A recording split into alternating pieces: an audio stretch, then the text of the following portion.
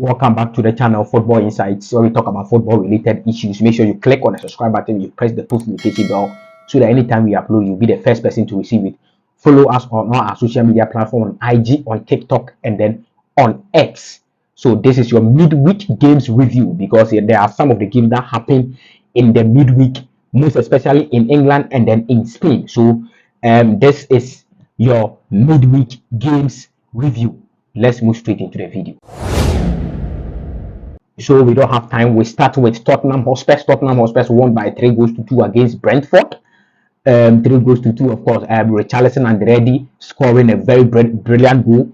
Brennan Johnson also scored for Tottenham Hotspur. Tottenham Hotspur, they conceded early goals.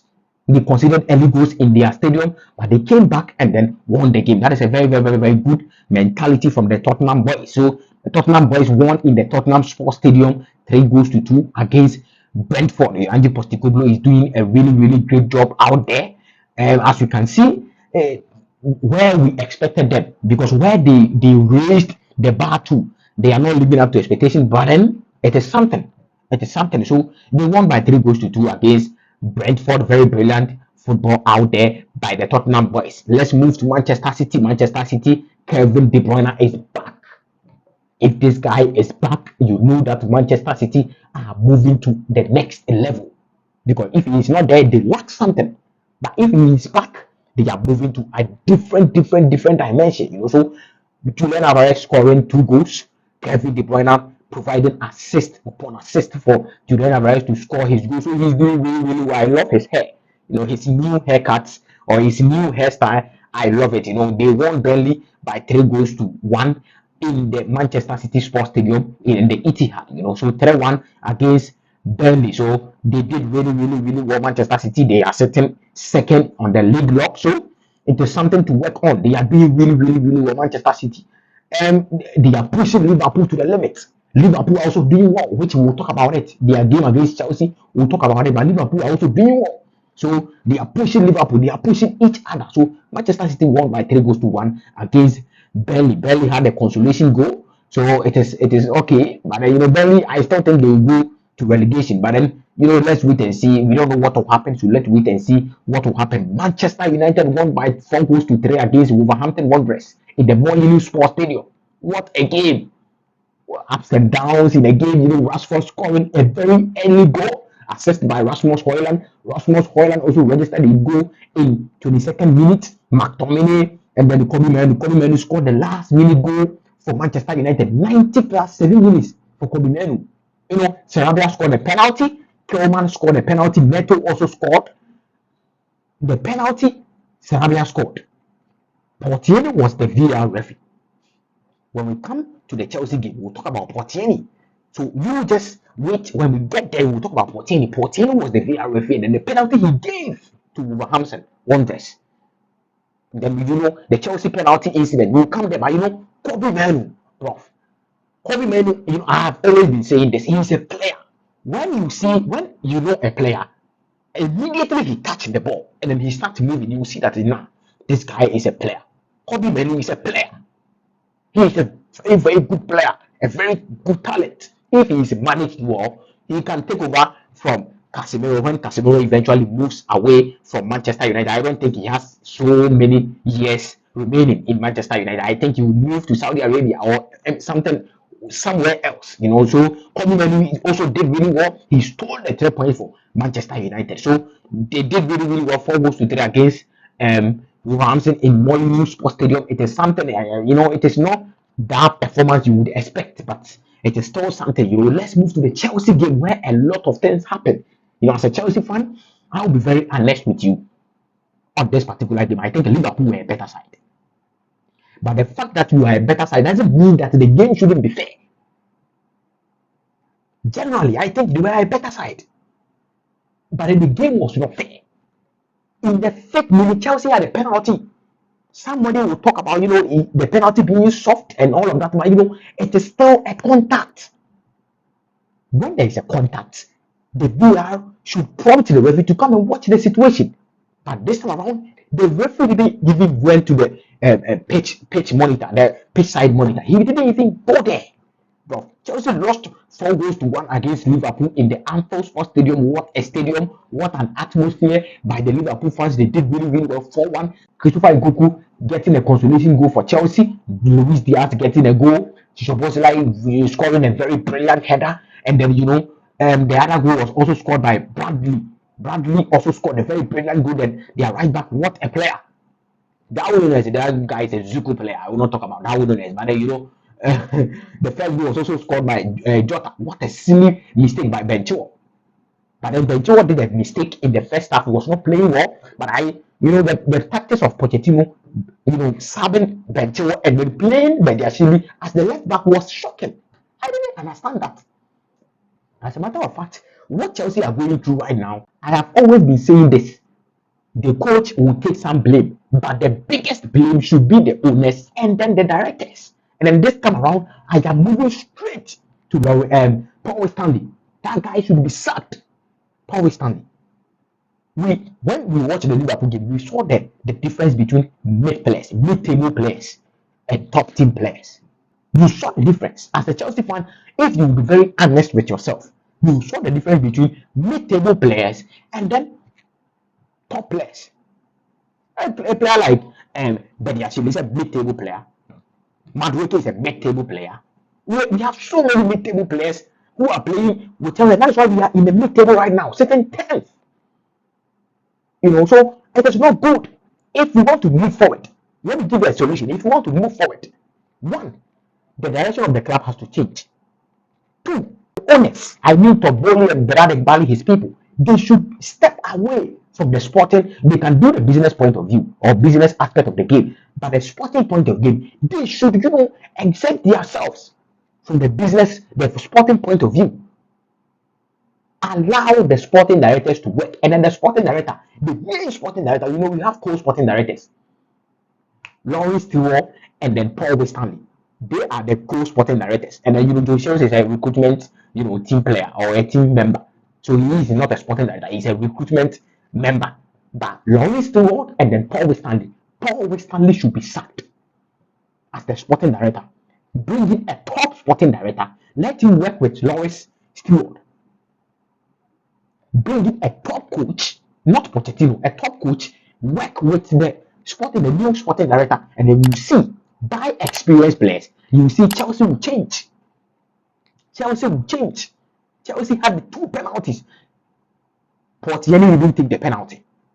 He overlooked the penalty. The first penalty was Conor Gallagher in the 5th minute, and then trust me, if that penalty was given, it would have changed the momentum of the game. The game would have changed. Trust me, the game would have changed. The momentum, everything of the game, the tactics, everything would have changed.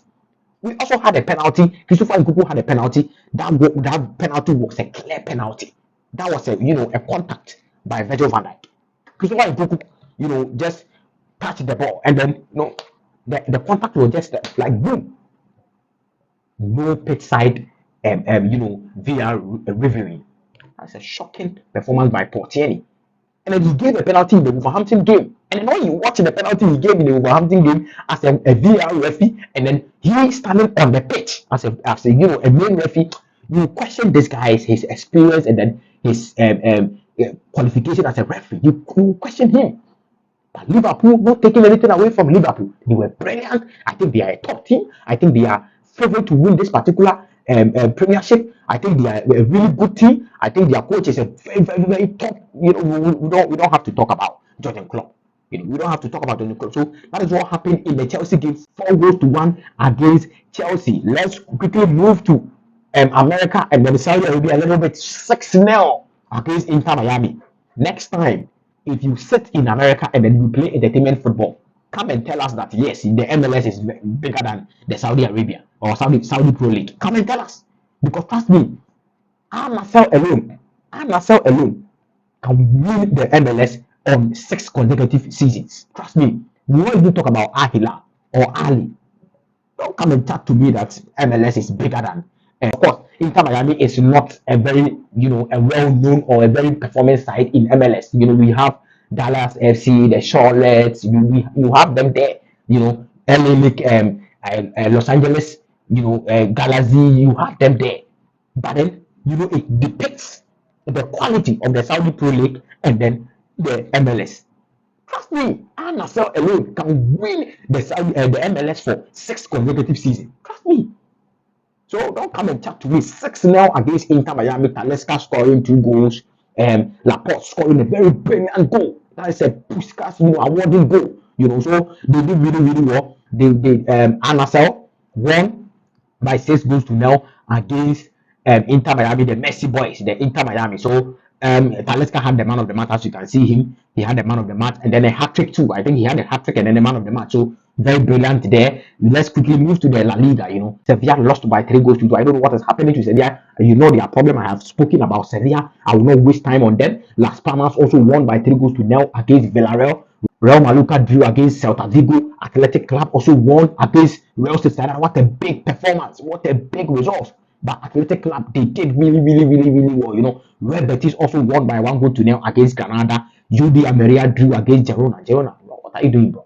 If you want to qualify for the Champions League, if you want to play the Champions League, these games, you win them. Valencia also won by 4 goals to 1 against Cadiz.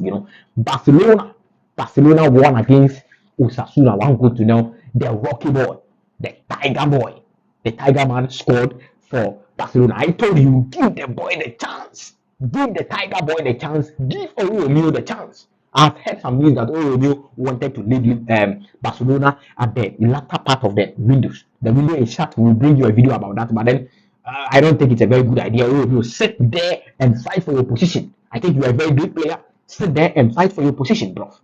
So the Tiger boy scored for Barcelona. Barcelona won by 1 goal to 0. Atletico and Madrid also won by 2 goals to 1 against Rayo Vallecano. They are doing really, really well. Real Madrid won by 2 goals to 0. The Stelu boy also scored 2 goals for Real Madrid. So if you look at the table, Real Madrid has 57 points, Girona 55, Atletico Madrid 47. So Real Madrid is leading Girona by 2 points. So Atletico Madrid 47, Barcelona 47, Athletic Club 42. Real Sociedad sitting with 36 points. And then when you come to the relegation zone, we have UD Almeria, Granada, and then Cadiz. There is a problem. There is a very big problem. There is a problem. Jude Bellingham had a tackle on Mason Greenwood. And then, a video shows that Jude Bellingham was calling Mason Greenwood a rapist. It came out that, he has raped his girlfriend and all of that. But then they went to court and then he was innocent. So he came out and then started, cooking in Duterte. But then Jude Bellingham, it shows that I still want to listen to Jude Bellingham's side of the story. He might defend himself that he didn't say it. But he looks like, or his legs looks like he called Mason Greenwood a rapist. Jude Bellingham, you shouldn't be doing that. If I am expecting this from someone, it should be a person from Spain or a Spanish boy, and not you, an English boy. Why are you slandering another English guy? As a matter of fact, you are a foreigner in Spain playing for Real Madrid. Greenwood is also a foreigner playing in Getafe. So why are you calling him a rapist? It is not good, Gesta. I think if it is true that he really called him a rapist, he should be getting a very, very serious ban. Because it's not done that way, Jude Bellingham. Don't do that. I love you. I like you. You are an English boy. I will support you. But at this time, as against the English guy, you didn't do well, man. You did not do well. So I still want to listen to your point of view. But then if it is true that you really called him a rapist, you should be fined and then you should be banned for about 5 games, 6 games. So that is what I think should happen to Jude Bellingham. But let's wait and La Liga will do an investigation about that. So let's wait. So ladies and gentlemen, this brings us to the end of the video. Make sure you click on the subscribe button. You follow us on all our social media platform. The transfer deadline video will be coming, and then in that particular video, Kai Walker incident will also be in that particular video. So keep your eyes peeled for that. The AFCON round quarterfinal is also coming. We'll also bring you a review about that. So ladies and gentlemen, thank you so much for your time. Take care of yourselves. Peace.